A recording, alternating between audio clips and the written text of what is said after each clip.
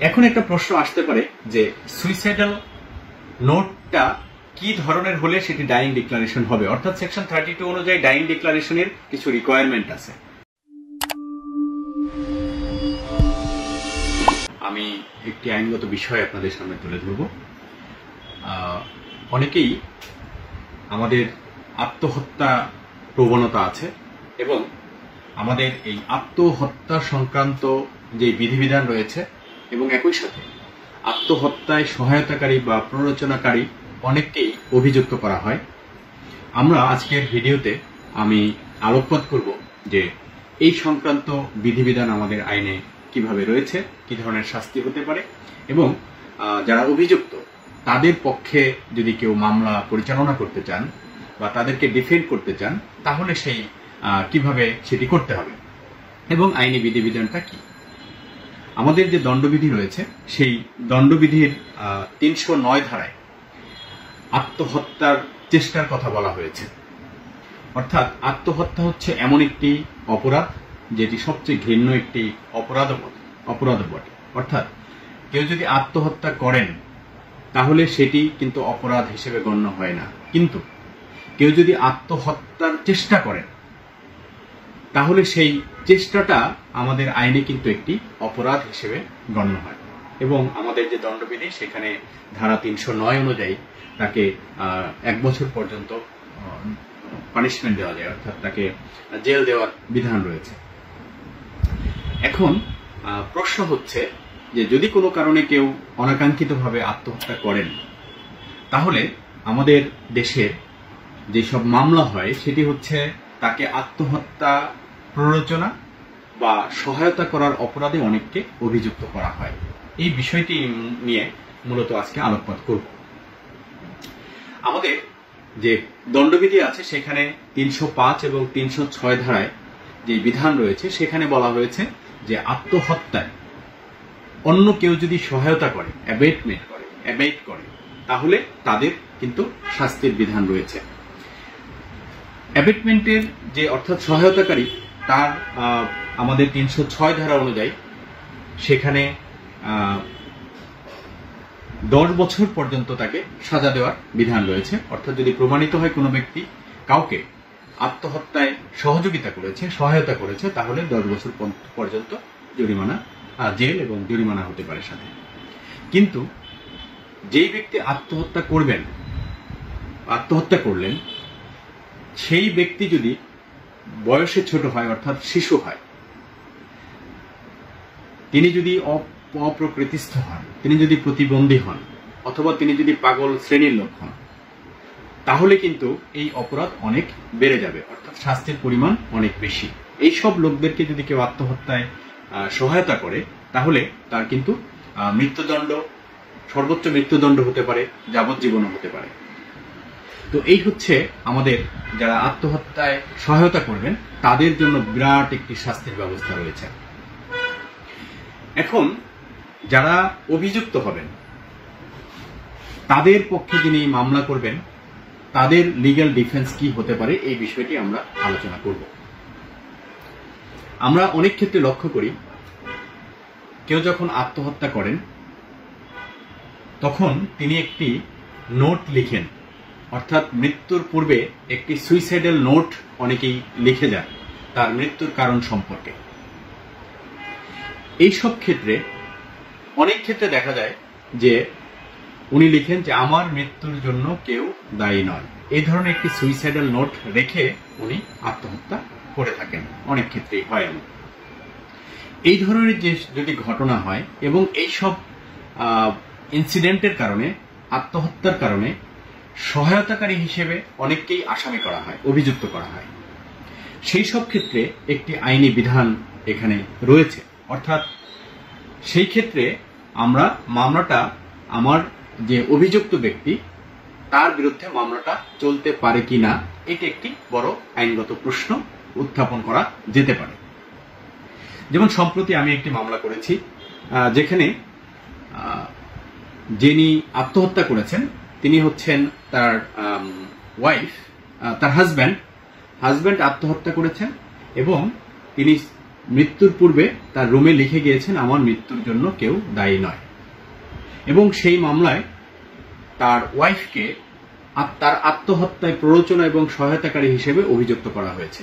সেই মামলাটি আমি হাইকোর্টে এসেছিলাম, আমাদের যে সিআরপিসি সেখানে 561A, অর্থাৎ এই মামলাটি কোয়াশমেন্ট করা যাবে কিনা, অর্থাৎ মামলাটাকে অ্যাবিউজ অফ প্রসেস অথবা এন্ডস অফ জাস্টিস এনশিওর করার জন্য এই মামলাটা চলতে পারে কি পারে না।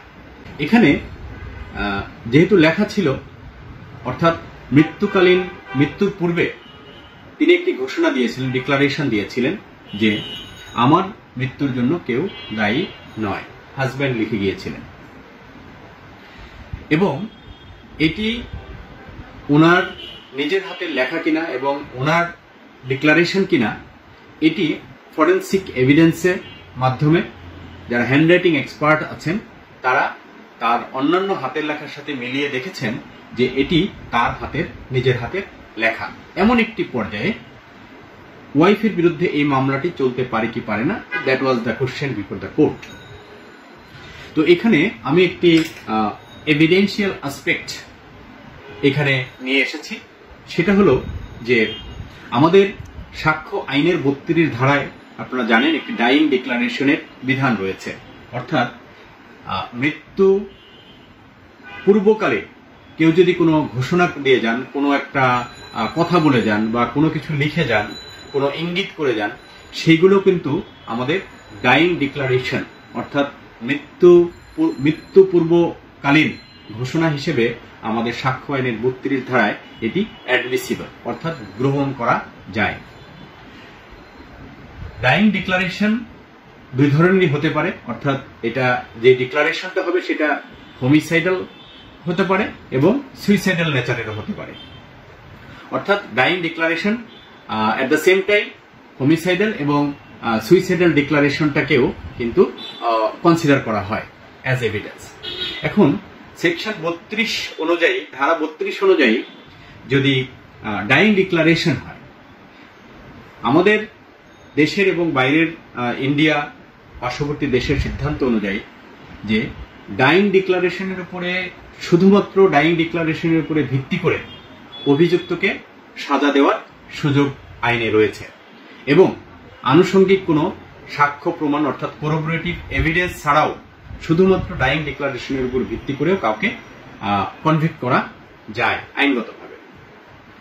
এখন প্রশ্ন হচ্ছে যে এই যে সুইসাইডাল নোট, আমার মৃত্যুর জন্য কেউ দায়ী নয় অথবা যে কোনো কিছু, সেটা কি ডাইং ডিক্লারেশন হবে কিনা। এখানে অনেকগুলো মামলা আছে, তার রেফারেন্স দিয়ে বলতে পারি যে হ্যাঁ, এই ধরনের সুইসাইডাল নোট আমাদের ধারা 32 অনুযায়ী একটি ডাইং ডিক্লারেশন হিসেবে গৃহীত হবে, গণ্য হবে, অর্থাৎ এটি in the eye of law it is an admissible evidence যদি কেউ সুইসাইডাল নোট দিয়ে যান। তো তাহলে আর্গুমেন্টটা হলো যে যদি ডাইং ডিক্লারেশন আইনের দৃষ্টিতে অ্যাডমিসিবল হয়, সেটা কনসিডার করার সুযোগ থাকে এবং on the sole basis of dying declaration কাউকে সাজা দেওয়ার সুযোগ থাকে, তাহলে সেই ডাইং ডিক্লারেশনের একটি অংশ যদি সুইসাইডাল নোট হয়, সেখানে তো আত্মহত্যাকারী ব্যক্তি সুস্পষ্টভাবে বলে দিচ্ছেন যে তার মৃত্যুর জন্য কেউ দায়ী নয়। সেই ক্ষেত্রে যারা অভিযুক্ত তাদেরকে সাজা দেওয়া যাবে কিনা এবং তাদের বিরুদ্ধে এই মামলাটা চলতে পারে কিনা। তো আমরা যদি dying declaration as a whole acceptable বলি এভিডেন্স হিসেবে, তাহলে এই সুইসাইডাল নোটটাও একটা ডাইং ডিক্লারেশনের অংশ, অর্থাৎ ডাইং ডিক্লারেশন। তাহলে এটা অ্যাজ এন এভিডেন্স হিসেবে admissible in the eye of law. তো কাজেই যেহেতু ফরেনসিক ল্যাবে পরীক্ষিত যে আমাদের এই সুইসাইডাল নোটটা তার নিজের হাতের লেখা, কাজেই এখানে ডাইং ডিক্লারেশন হিসেবে যদি এটাকে আমরা অ্যাকসেপ্ট করে ধরেও নেই যে এটা dying declaration, yes it is admissible, তাহলে কিন্তু এই আসামির বিরুদ্ধে আর মামলা চলতে পারে না, তাহলে এটা অ্যাবিউজ অফ প্রসেস হবে এবং তার ন্যায় বিচারের জন্যই এই ধরনের মামলাগুলি কিন্তু প্রসিডিংস কোয়াশ করা সম্ভব এবং কোয়াশ করা উচিত। এখন একটা প্রশ্ন আসতে পারে যে সুইসাইডাল নোটটা কি ধরনের হলে সেটি ডাইং ডিক্লারেশন হবে, অর্থাৎ সেকশন 32 অনুযায়ী ডাইং ডিক্লারেশনের কিছু রিকোয়ারমেন্ট আছে। পার্টিকুলারলি যখন সুইসাইডাল নোট হয় তখন এখানে বলা হচ্ছে, অনেকগুলো জাজমেন্ট দিয়ে আমরা দেখিয়েছি যে এই সুইসাইডাল নোটটা অবশ্যই প্রমাণিত হতে হবে যে আত্মহত্যাকারী ব্যক্তি নিজের হাতে লিখেছেন অথবা নিজে বলেছেন, অথবা তার এই লেখাটি হ্যান্ডরাইটিং এক্সপার্ট দ্বারা প্রমাণিত হয়েছে। এটি কিন্তু নিশ্চিতভাবে প্রমাণ করতে হবে। আরেকটি মামলায় এই ধরনের ডিসিশন এসেছে যে কখন অ্যাবেটমেন্ট হবে, অর্থাৎ একজন ব্যক্তি আত্মহত্যা করেছেন, অপর ব্যক্তি কখন সহায়তা করবে, অ্যাবেটমেন্টটা আসলে কি। এখানে আবার বলা হয়েছে যে এই অ্যাবেটমেন্টটা অর্থাৎ সহায়তাটা খুব সুনির্দিষ্ট হতে হবে এবং সহায়তাকারী যিনি থাকবেন অভিযুক্ত ব্যক্তি তাকে একটি পজিটিভ অ্যাকশন এখানে থাকতে হবে তার, অর্থাৎ এখানে একটা প্রক্সিমিটি থাকতে হবে যে তার সহায়তার কারণে অথবা তিনি এমন কিছু করেছেন, এমন কিছু বলেছেন যার ফলশ্রুতিতে কেউ আত্মহত্যা করেছেন, এটি কিন্তু প্রমাণ করতে হবে। মেয়ার হ্যারাসমেন্ট, অ্যালিগেশন অফ হ্যারাসমেন্ট বা অ্যাবিউসিভ ল্যাঙ্গুয়েজ অথবা ইনসাল্ট যদি কেউ করে, সেই ক্ষেত্রকে এইগুলোকে কিন্তু কোনোভাবেই অ্যাবেটমেন্ট বা সহায়তা বলা যাবে না। এখানে এই বিষয়টি এখানে আমরা তুলে ধরেছিলাম, অর্থাৎ সেকশন 32 অনুযায়ী যেহেতু dying declaration is admitted as evidence এবং সুইসাইডাল নোট যেহেতু এখানে ডাইং ডিক্লারেশন, কাজেই তাকে যদি অ্যাডমিট করা হয় তাহলে অভিযুক্তের বিরুদ্ধে আর কোনো মামলা থাকে না এবং ট্রায়ালে ইট ইজ ভেরি লাইকলি যে ট্রায়ালে সে খালাস পাবে। এইসব যুক্তি বিবেচনা করে আমাদের এই ধরনের প্রসিডিংস কিন্তু আমাদের হাইকোর্ট ডিভিশন 561A অনুযায়ী, অর্থাৎ সিআরপিসি যে 561A রয়েছে তার আন্ডারে এটি প্রসিডিংস স্টে করতে পারে ফর কোয়াশমেন্ট এবং ফাইনালি হিয়ারিং করে এই প্রসিডিংস কোয়াশ করা সম্ভব। So that's all. আশা করি যে আমাদের আত্মহত্যা সংক্রান্ত এবং তাকে সহায়তাকারী হিসেবে যাদেরকে অভিযুক্ত করা হয় তাদের কিভাবে আইনি সহায়তা দেওয়া যাবে এই বিষয়টি এখানে স্পষ্ট হয়েছে। তবে আমরা সর্বশেষ বলবো যে আত্মহত্যার মতো কোনো এই ধরনের